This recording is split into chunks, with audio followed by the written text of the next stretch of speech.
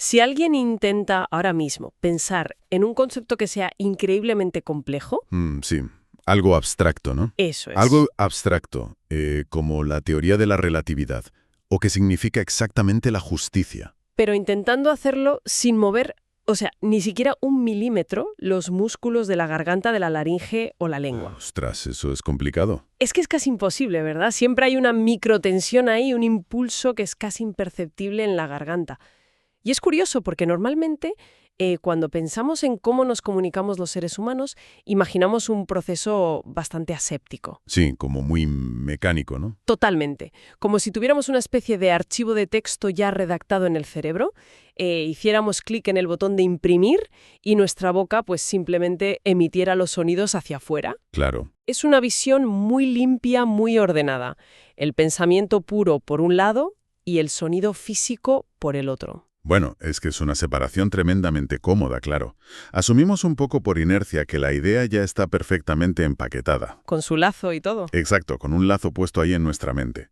Y que la voz es, digamos, solo el vehículo de entrega, como si fuera una furgoneta de reparto, que lleva un paquete ya cerrado desde un almacén hasta su destino final. Pues hoy en este análisis a fondo vamos a desarmar esa furgoneta de reparto pieza por pieza, hasta quedarnos solo con el motor. Me gusta la idea. Tenemos sobre la mesa un material de origen que, sinceramente, es un auténtico desafío intelectual. Es un texto denso, profundamente académico, pero vamos, absolutamente revolucionario. Sí, el manifiesto académico de la psicofonología. Ese mismo. Y la misión que tenemos hoy, en este análisis, es entender paso a paso cómo nuestros pensamientos abstractos se transforman de forma física en sonido. Que no es poca cosa. Para nada. Vamos a descubrir por qué la voz humana transporta una cantidad de significado, de emoción y de estructura vital que deja en pañales a las simples definiciones de un diccionario. Y fíjate que es un tema de una relevancia inmensa para quienes nos escuchan hoy. Claro, porque nos afecta a todos. Eso es. Porque implica que cada vez que alguien abre la boca para pedir un café o, no sé, para discutir con un jefe o consolar a un amigo, no está simplemente soltando información codificada al aire. Ya. Está ejecutando una partitura musical complejísima en tiempo real que revela la arquitectura misma de su psique. O sea, la voz viva no es un simple altavoz. Es algo mucho más profundo. Es la encarnación literal de la mente humana. Vale, vamos a desglosar esto con calma porque la escala de lo que plantea el texto, tela. Es inmensa. Sí, sí, hay que ir poco a poco.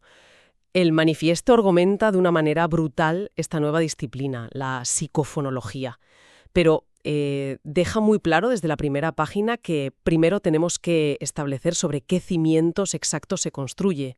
Claro, no surge de la nada. Exacto. No viene a inventar la rueda ignorando la historia, sino que parte del gran logro de la lingüística del siglo XX. Así es.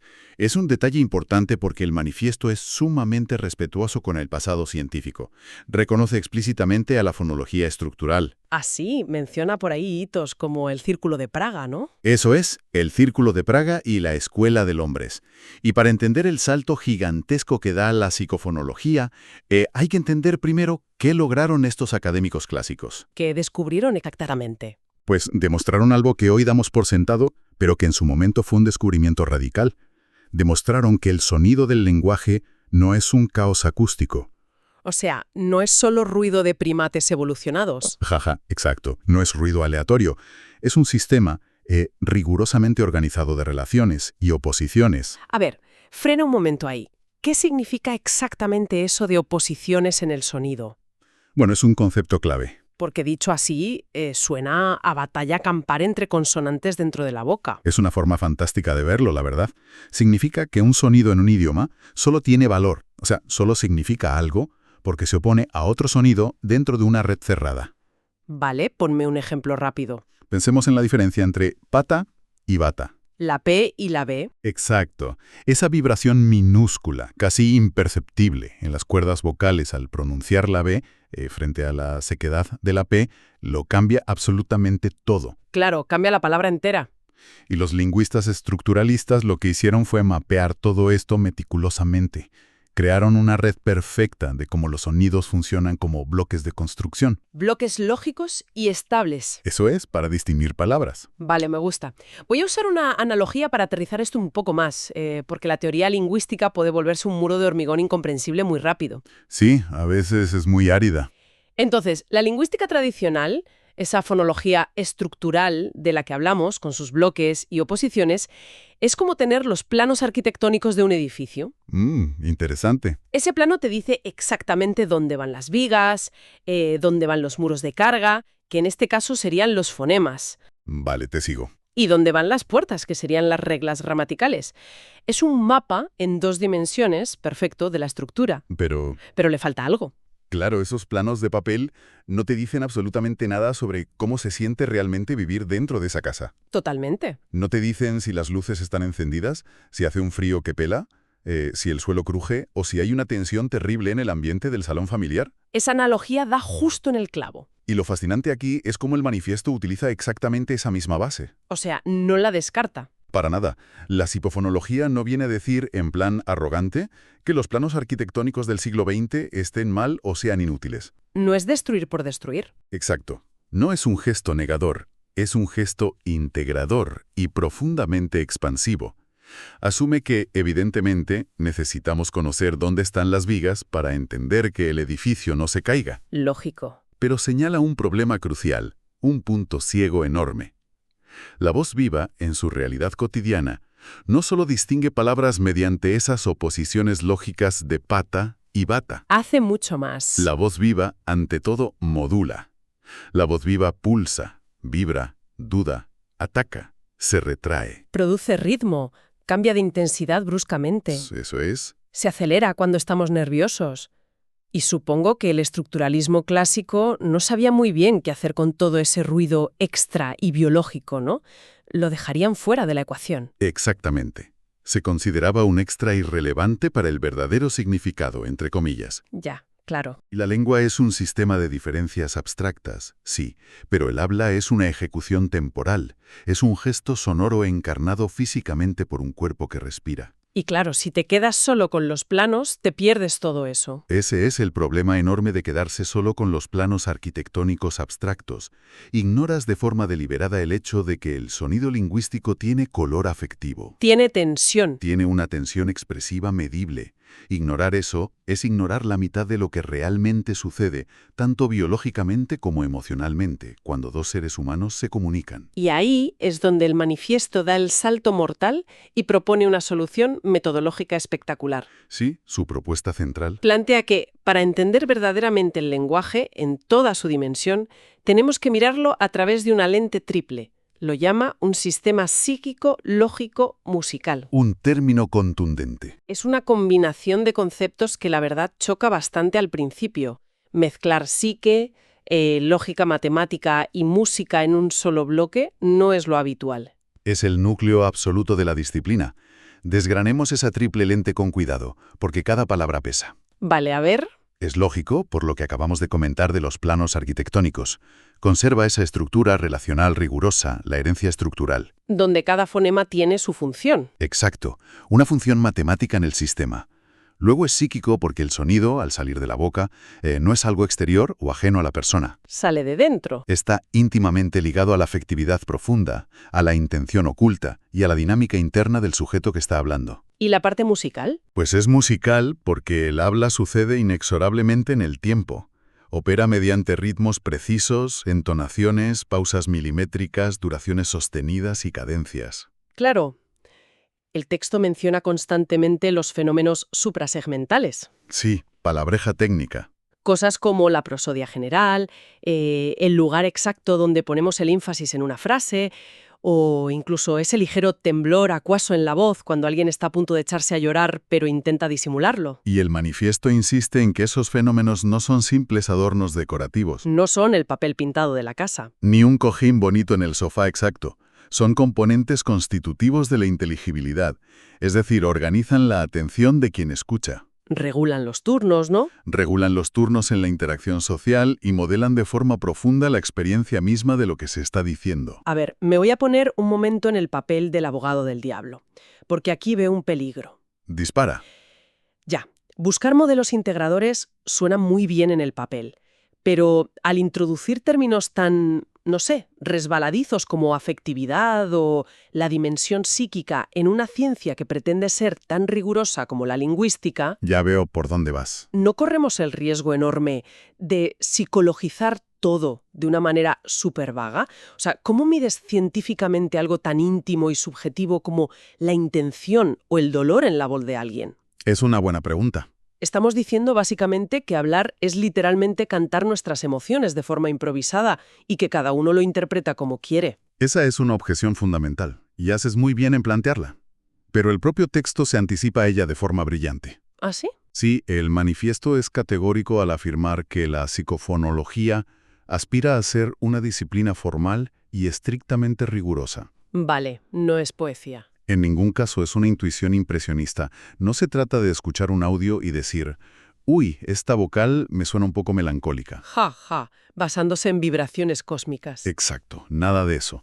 Si conectamos esto con el panorama general, lo que la disciplina propone es tomar prestadas herramientas duras y concretas de la teoría musical analítica. O sea, herramientas matemáticas. Casi. Conceptos muy técnicos como el pulso, el metro, la tensión, la resolución o el contorno melódico. Ostras. Los usan para formalizar y medir, con números y gráficas, cómo esa organización sonora articula las modulaciones afectivas del cerebro. Vale. Necesito un ejemplo de esto. Algo tangible del día a día. Porque medir la tensión afectiva en el contorno melódico suena un poco a ciencia ficción de laboratorio. Claro, bajémoslo a la tierra. Pensemos en una situación cotidiana. Imaginemos a alguien diciendo la frase «no pasa nada» después de un pequeño accidente de tráfico. Vale. El típico golpe con el coche. Eso es. La estructura lógica, los fonemas exactos, la gramática, son los mismos que si lo dijeras relajado en el sofá de tu casa. Las palabras son idénticas. Pero si la persona que ha tenido el golpe tiene las cuerdas vocales completamente tensas, si el pulso de las sílabas es inusualmente rápido, Sí. la frecuencia acústica es aguda y hay un corte de aire seco al final de la palabra nada, ahí entra la psicofonología. Ah, lo mides físicamente. Mide esa frecuencia en hercios, mide esa velocidad en milisegundos y demuestra estructuralmente que la persona está aterrada o furiosa. Aunque sus palabras digan que no pasa nada. Aunque el texto puro diga que no pasa nada. No es subjetivo. Es una medición acústica objetiva de la tensión muscular y del flujo de aire que revela el estado psíquico real, saltándose el diccionario. Ah, claro, entiendo. O sea, el micrófono y el análisis acústico captan una realidad biológica y física que contradice de lleno al texto. Y eso es cuantificable empíricamente. ¡Qué fuerte! Precisamente. Se trata de buscar regularidades sistemáticas entre ciertas formas prosódicas medidas en el laboratorio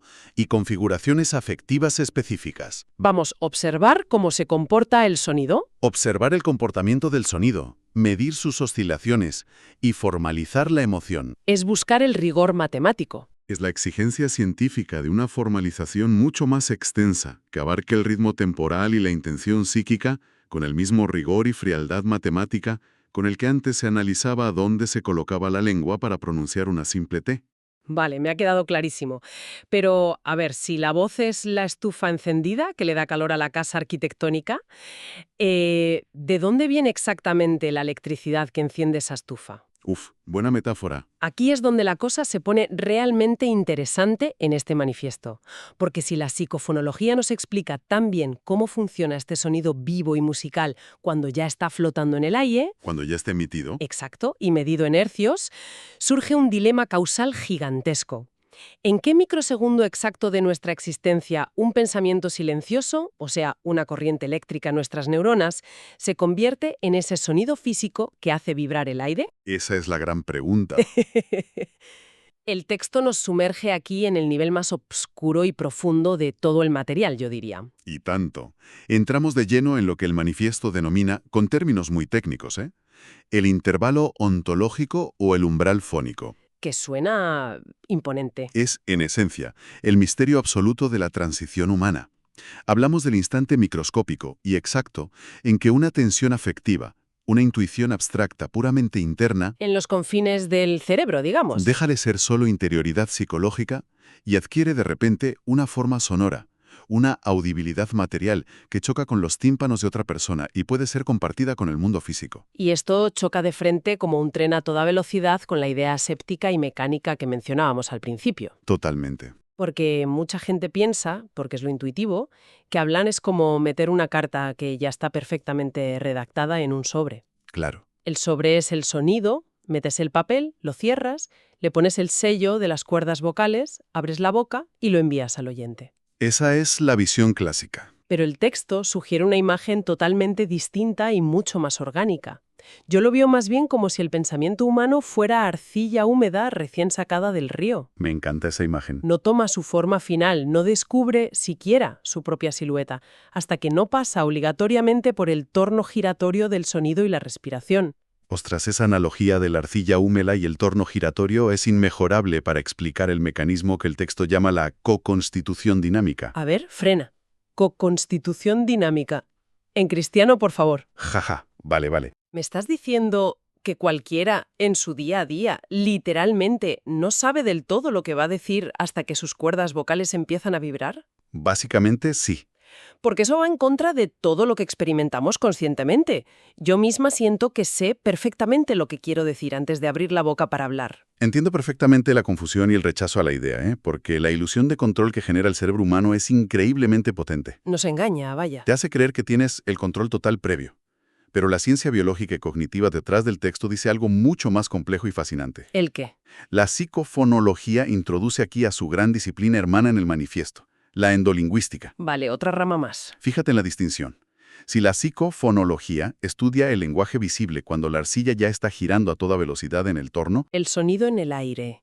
la endolingüística estudia las matrices más profundas, las estructuras neuronales y prearticulatorias previas que hacen posible y orientan ese pasaje desde el silencio.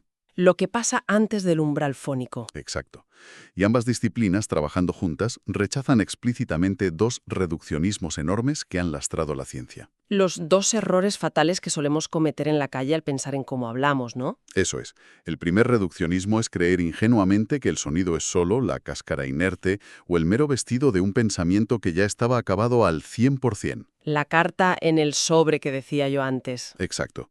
El segundo error es creer que el sonido es un accidente secundario y biológico que no aporta ninguna estructura a la formación de la idea. O sea que el sonido moldea la idea. Lo que nos explica esta constitución dinámica o mecanismo biológico es que el sonido no llega cómodamente al final de la cadena de montaje. ¡Qué fuerte! El pensamiento humano, en su inmensa mayoría, no existe de forma completamente estable y acabada antes de su realización sonora.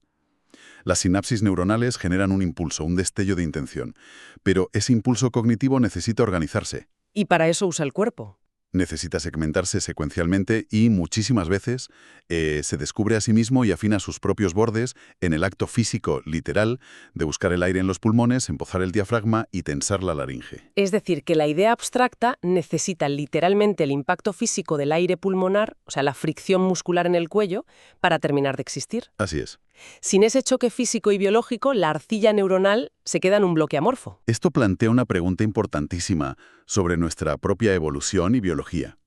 Nos obliga a reconocer que dentro de nosotros hay una zona de gestación oscura, Un sótano mental. un estrato cognitivo donde el sentido todavía no es una palabra completa en ningún idioma, pero ya está operando con impulsos articulatorios silenciosos, con ritmos métricos internos. Como si ensayara en la sombra. Exactamente.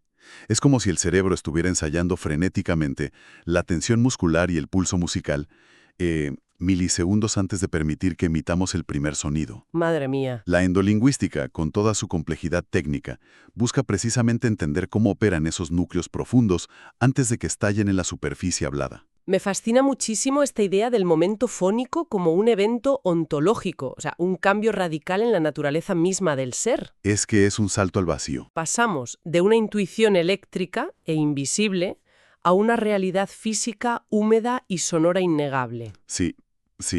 El manifiesto detalla que, al cruzar ese umbral y volverse sonido, el pensamiento sufre un cambio de estado radical, casi, no sé, como el agua que de repente se convierte en hielo al tocar una superficie fría. Gran comparación. Entra en la temporalidad lineal, requiere una respiración controlada, exige un gasto calórico real, un esfuerzo físico y una tensión muscular asombrosa. Cansa físicamente hablar, de hecho. Claro. Pasa de ser algo etéreo que flota en la sinapsis a ser un fenómeno biológico contundente que ocupa un espacio físico en el tiempo real. Se encarna. Ese es el término clave y poderoso que usa el texto para definir el mecanismo. Se encarna. Qué buena palabra. Lo psíquico no se limita a usar o pilotar el aparato fonador como quien aporrea un teclado de ordenador desde fuera. Una mala noticia, la descarga repentina de aire al reír, la pausa dramática antes de una revelación. Todo eso. No son trucos teatrales añadidos a posteriori, son momentos biológicos literales de esa encarnación del pensamiento luchando por nacer. El sonido es, de hecho, la primera exteriorización organizada y tangible de la mente humana. Y fíjate, el texto lleva todo este mecanismo profundo un paso más allá, a un nivel macro, casi antropológico, diría yo. Sí, la dimensión global. Habla del principio sistémico interlingüístico. Y a ver si he conseguido entender bien esta parte tan técnica. Dime. Esta necesidad vital de la arcilla mental de pasar por el torno físico del sonido no es algo aislado de un individuo en su casa, sino que deja huellas estructurales masivas en familias enteras de idiomas alrededor del mundo, ¿verdad? Totalmente. Has dado en el centro de la diana. Si, como investigadores, comparamos distintos sistemas de lenguas en el globo terráqueo, podemos encontrar claras recurrencias sistémicas. Patrones que se repiten. Podemos rastrear patrones profundos y repetidos de cómo el sentido abstracto humano busca estabilizarse sonoramente en diferentes culturas a lo largo de milenios. ¡Qué locura! Nos indica que la forma en que el cerebro busca el anclaje del sonido obedece a matrices biológicas y psíquicas profundas que compartimos como especie. Claro, no importa si hablas chino o español. Por eso, la psicofonología propone que el análisis jamás puede quedarse solo en mirar el inglés, el español o el japonés de forma aislada. Hay que investigar las persistencias obstinadas y las transformaciones sutiles en sistemas de lenguas interconectados. Encontrar la raíz común. Es, en esencia, rastrear la arquitectura compartida del pensamiento humano revelada a través de sus patrones musicales universales. Entonces, ¿qué significa todo esto? Quiero decir, después de todo este viaje a las profundidades de la academia, ¿cómo aplicamos esto? ¿En la práctica dices? Sí, si aceptamos esta premisa brutal de que el sonido no llega cómodamente al final del proceso de pensar, sino que esculpe la idea desde su origen en el cerebro, Sí. ¿cómo debería cambiar radicalmente la forma en que quienes nos escuchan perciben sus propias conversaciones diarias en la oficina o sus discusiones acaloradas con la familia o los nervios cuando cuentan una anécdota a sus amigos? Pues significa que, a partir de hoy, debemos empezar a escuchar la voz humana que nos rodea de una manera radicalmente distinta. Ya no vale oír por oír. No podemos limitarnos a procesar datos como si fuéramos ordenadores transcribiendo un dictado. Debemos entender la voz del otro como una ejecución temporal y a veces dolorosa del pensamiento encarnado. Ya. Cuando tu pareja o un compañero de trabajo te habla, sus pausas incómodas, sus aceleraciones repentinas, sus ligeros tartamudeos y pequeños temblores vocales no son accidentes lamentables en la transmisión. No es mala cobertura. Ajá, no son ruido estático. Son el mapa biológico en tiempo real de su mente intentando dar a luz a una idea compleja en el aire. Hay, como dice el texto, una complementariedad vertical absoluta. Vale, complementariedad vertical absoluta. Otra vez me tiras un ladrillo académico a la cabeza. Jaja, perdón. Tradúceme eso rápidamente, por favor. En cristiano, o sea que no puedes separar nunca lo que pasa en el sótano oscuro de la mente con la música y el ruido físico que acaban saliendo por la ventana del primer piso, que es la boca. Precisamente. Es la mejor traducción posible. El sótano oscuro es la endolingüística, operando en las sombras, estudiando esa arquitectura presonora profunda. La arcilla húmeda. Esa arcilla húmeda que está buscando desesperadamente chocar con la fricción del torno muscular para convertirse en sonido organizado. Y la ventana del primer piso. Pues la ventana del primer piso, bañada en luz, es la psicofonología. Estudiando el movimiento sonoro manifiesto de ese sentido, una vez que ya ha roto el umbral fónico y se ha convertido en música perfectamente audible y medible en hercios. Es que van de la mano. Son, por pura definición biológica, inseparables. Una disciplina observa la génesis eléctrica invisible en el cerebro y la otra observa la ejecución física, sudorosa y viva en el aire. Madre mía. Es un viaje intelectual absolutamente impresionante. Si echamos la vista atrás un momento a lo que hemos hablado hoy, Sí, recapitulando. hemos pasado de ver el lenguaje como un simple código inerte de bloques de construcción fonéticos o planos arquitectónicos muertos a entenderlo como una partitura musical viva. Llena de pulso y tensión. Viene de tensión muscular medible y resolución rítmica. Y finalmente, hemos bajado a los sótanos insondables de la mente con la endolingüística, Armados con linternas. para descubrir cómo el pensamiento mismo necesita chocar contra el aire. O sea, necesita esa arcilla girando agresivamente en el torno para lograr esculpirse y terminar de nacer al momento de hacerse voz. Es un proceso fascinante. Nos quedamos grabada a fuego con esa frase magistral del inicio. El lenguaje es la música articulada del pensamiento encarnado. Es una síntesis perfecta del gigantesco cambio de paradigma que plantea el manifiesto a la comunidad científica. Desde luego. Nos obliga de una vez por todas a devolverle a la voz humana su dignidad creadora y evolutiva. El sonido corporal no viste elegantemente al pensamiento preexistente. No es el sobre de la carta. No, el sonido ayuda literalmente a crearlo. Pero claro, después de asimilar en profundidad toda esta importancia biológica vital del sonido físico, de la fricción del aire, de la respiración y del ritmo muscular continuo para que el pensamiento termine de formarse en nuestra cabeza, Te veo venir. es completamente imposible no mirar a nuestro alrededor, a la sociedad actual, y preguntarnos qué demonios está pasando hoy en día. Ya, el elefante en la habitación. Vivimos inmersos en una era digital donde pasamos la mayor parte de nuestras horas de vigilia comunicándonos con los demás en el más absoluto y sepulcral silencio. Totalmente. Escribimos, borramos compulsivamente y leemos mensajes de texto en pantallas constantemente. Hemos suprimido por completo, de un plumazo histórico, ese vital umbral fónico muscular en gran parte de nuestras interacciones diarias más importantes. Es una paradoja fascinante y, francamente, bastante inquietante si lo analizamos a la estricta luz de las conclusiones de este texto. Es que da un poco de miedo. Pensemos fríamente en el mecanismo. Si nuestras estructuras psíquicas más profundas y ancestrales necesitan encarnarse biológicamente en la tensión muscular del cuello, en la vibración húmeda de las cuerdas vocales y en el ritmo respiratorio de los pulmones, Para que el pensamiento complejo no se quede a medias tintas. exacto, entonces, ¿qué le ocurre a la arquitectura misma de nuestros pensamientos humanos cuando los mantenemos perpetuamente atrapados en el silencio plano, carente de fricción, de una pantalla digital? Ostras, es la gran incógnita que nos deja todo esto. Y da un poco de vértigo pensarlo. Sí, sí. Si el cerebro necesita el torno giratorio del sonido para descubrir la propia forma final de lo que siente y piensa, estamos alterando inadvertidamente la evolución de nuestra propia psique a largo plazo al enmudecer sistemáticamente la ejecución física y muscular de nuestras ideas más importantes. Es una posibilidad real. Estamos aplanando o incluso resecando nuestra propia arcilla mental al no dejar que gire impulsada por la respiración y la voz.